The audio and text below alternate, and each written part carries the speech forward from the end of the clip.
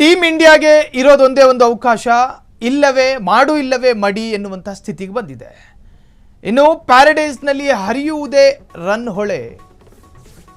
Team ಇಂಡಿಯಾಕ್ಕೆ ಮಾಡು ಇಲ್ಲವೇ ಮಡಿ ಪಂದ್ಯ.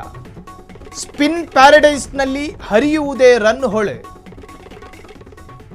ಸಂಜು ಅಕ್ಷರ್ ಮತ್ತೆ ಕಣಕ್ಕಿಳಿಯುವ ಸಾಧ್ಯತೆ.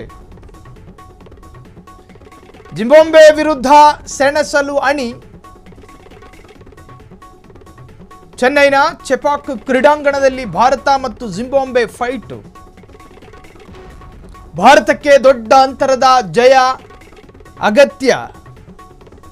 ಆಫ್ರಿಕಾ ವಿರುದ್ಧ ಹೀನಾಯ ಸೋಲು ಕಂಡಿರುವ ಭಾರತ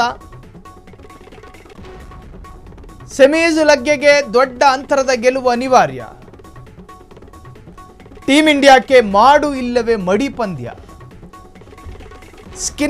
ಇನ್ನು ಸ್ಪಿನ್ ಪ್ಯಾರಡೈಸ್ನಲ್ಲಿ ರನ್ನಿನ ಹೊಳೆ ಹರಿಯುತ್ತಾ ಅಂತ ಹೇಳಿ ಪಾಪ ಕ್ರೀಡಾ ಪ್ರೇಮಿಗಳು ಕಾಯ್ತಿದ್ದಾರೆ. ಸಂಜು ಅಕ್ಷರ್ ಮತ್ತೆ ಕಣಕ್ಕಿಳಿಯುವ ಸಾಧ್ಯತೆಗಳಿದೆ. ಸಂಜು ಅಕ್ಷರ್ ಘಟಾನುಘಟಿ ಆಟಗಾರರು ಕಣಕ್ಕಿಳಿಯುವ ಸಾಧ್ಯತೆ. ಜಿಂಬಾಬ್ವೆ ವಿರುದ್ಧ ಸೆಣಸಲು ಅಣಿಯಾಗಿದೆ. ಇನ್ನು ಚೆನ್ನೈನ ಚೆಪಾಕ್ ಕ್ರೀಡಾಂಗಣದಲ್ಲಿ ಭಾರತ ಮತ್ತು ಜಿಂಬಾಬ್ವೆ ಫೈಟ್ ನಡೆಯುತ್ತೆ. ಅಂದರೆ ಕ್ರೀಡಾ ಸಮರ. ಭಾರತಕ್ಕೆ ದೊಡ್ಡ ಅಂತರದ ಜಯ ಅಗತ್ಯ ಇದೆ. ಈ ನಿಟ್ಟಿನಲ್ಲಿ ಎಲ್ಲ ಕ್ರೀಡಾಪಟುಗಳು ಅತ್ಯಂತ ಆ್ಯಕ್ಟಿವ್ ಆಗಿ ಸ್ಪೋರ್ಟ್ಸ್ ಮ್ಯಾನ್ ಸ್ಪಿರಿಟನ್ನು ತುಂಬಿಸ್ಕೊಂಡು ಅಖಾಡಕ್ಕಿಳಿದು ಆಡ್ತಾರಾ, ಭಾರತಕ್ಕೆ ಕೀರ್ತಿಯನ್ನು ತಂದುಕೊಡ್ತಾರಾ. ಆಫ್ರಿಕಾ ವಿರುದ್ಧ ಹೀನಾಯ ಸೋಲು ಕಂಡಿರುವಂತಹ ಭಾರತ ಇನ್ನು ಸೆಮೀಸ್ಗೆ ಅದರ ಲೆಗ್ಗೆಗೆ ದೊಡ್ಡ ಅಂತರದ ಗೆಲುವು ಕೂಡ ಅನಿವಾರ್ಯ ಇದೆ. ಆ ನಿಟ್ಟಿನಲ್ಲಿ ಎಲ್ಲರೂ ಕೂಡ ಆ್ಯಕ್ಟಿವ್ ಆಗಿ ಆಡ್ತಾರಾ. ಕ್ರೀಡಾ ಪ್ರೇಮಿಗಳು ಕಾಯ್ಕೊಂಡು ಕೂತಿದ್ದಾರೆ. ಸಂಜು ಅಕ್ಷರ್ ಮತ್ತೆ ಕಣಕ್ಕಿಳಿಯುವಂತಹ ಸಾಧ್ಯತೆಗಳಿದೆ.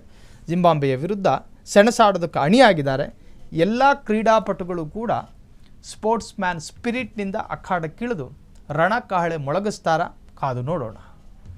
ಕ್ಷಣ ಕ್ಷಣದ ಸುದ್ದಿಗಳಿಗಾಗಿ ಫ್ರೀಡಂ ಟಿವಿ ಸಬ್ಸ್ಕ್ರೈಬ್ ಮಾಡಿ, ಲೈಕ್ ಮಾಡಿ ಹಾಗೂ ಫಾಲೋ ಮಾಡಿ. ಹೊಸ ಸುದ್ದಿಗಳ ನೋಟಿಫಿಕೇಶನ್ಗಾಗಿ ಬೆಲ್ ಐಕಾನ್ ಮೇಲೆ ಕ್ಲಿಕ್ ಮಾಡಿ.